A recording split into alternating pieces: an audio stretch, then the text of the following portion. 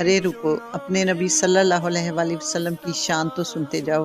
آپ صلی اللہ علیہ وآلہ وسلم نے ارشاد فرمایا کہ حضرت جبرائیل علیہ السلام نے مجھے آ کر بتایا ہے کہ میری امت بھی جہنم میں جائے گی۔ اے فاطمہ، مجھے اپنی گناہ گار امت کا غم کھائے جا رہا ہے اور میں اپنے اللہ سے دعا کر رہا ہوں کہ اے اللہ ان کو معاف کر دے اور جہنم سے بری کر دے۔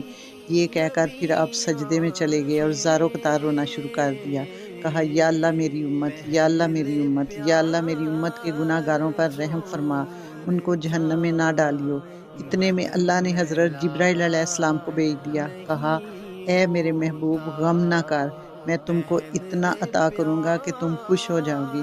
جیسے ہی یہ حکم آیا تو آپ صلی اللہ علیہ وآلہ وسلم بہت خوش ہو گئے اور آپ نے فرمانے لگے کہ اے لوگو، اللہ تعالیٰ نے مجھ سے وعدہ کیا ہے کہ روز قیامت مجھے میری امت کے معاملے میں خوب راضی کرے گا، اور میں اس وقت تک راضی نہیں ہوں گا جب تک میرا آخری امتی جہنم سے نہ نکل جائے اور جنت میں داخل نہ ہو جائے۔